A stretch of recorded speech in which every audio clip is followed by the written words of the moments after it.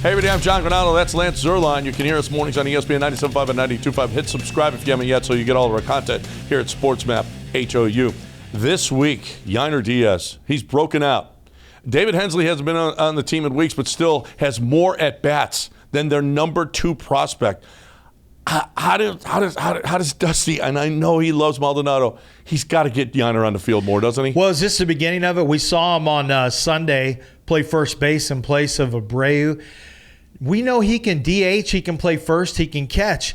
There's a lot of opportunity built in as long as Michael Brantley isn't coming back. And, of course, you've got Corey Julks who's done a nice job. He's not a consistent hitter, but he does have some pop. But I think this is a great opportunity. And the reason I bring up Corey Julks is because Jordan, instead of being a DH, can play left field, and sometimes Diaz can step into the DH role.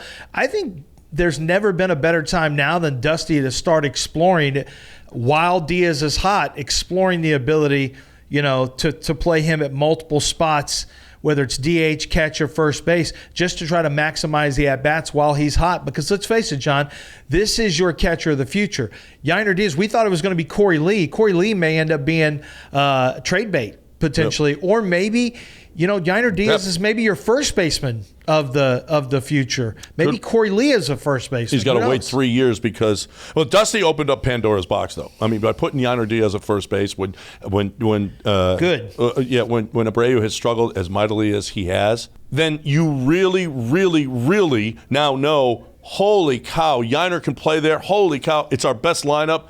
If Abreu continues to struggle, then you're going to have to see Yainer more and more and more. It is a fireable offense if Dusty doesn't find a way to get Yainer in the lineup more. It is a fireable offense. Now, we're saying that. We're saying on the heels of when we record this, we're saying on the heels of 2 really good games in a row, a 2-hit performance and a 4-hit performance.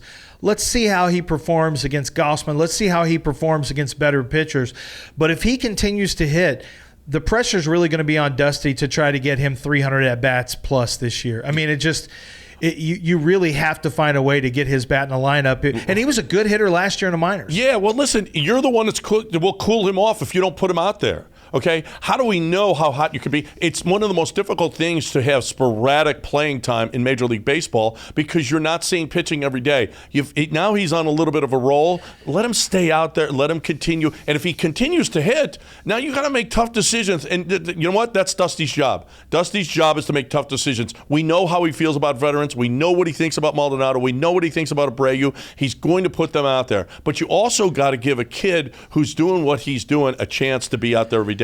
Let me ask you this. If Brantley doesn't come back, are you okay with Julks, McCormick, Myers, and Jordan all rotating out there in the outfield? Yeah, but do you have to bring in another bat like Dana said? Yeah, I don't think you have to bring in another bat. I mean, I think you could, but it really depends on if Myers can sustain this. I think I know who Chas McCormick is, but if you're going to stick with that lineup, to me, Julks maybe gets pushed aside and it becomes Jake.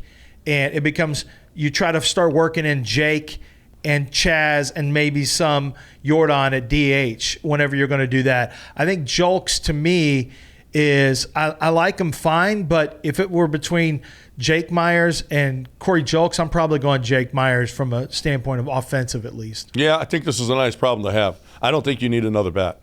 And we've heard Dana Brown talk about that, maybe moving away from the pitching because of what you've been getting out of France and what you've been getting out of Bielak, that you're okay. You're hoping Lance McCullers, you know where Urquidy is going to come back, that they're probably moving towards a bat. You don't need a bat.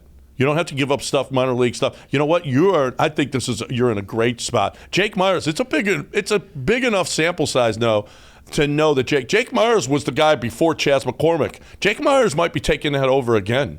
Jake Myers is hitting really, really well and deserves to be on the field just as much as Yainer does. Yes. Now come see us in 2 weeks, our SportsMap video, and let's see if we still feel the same way. See you in 2 weeks, everybody.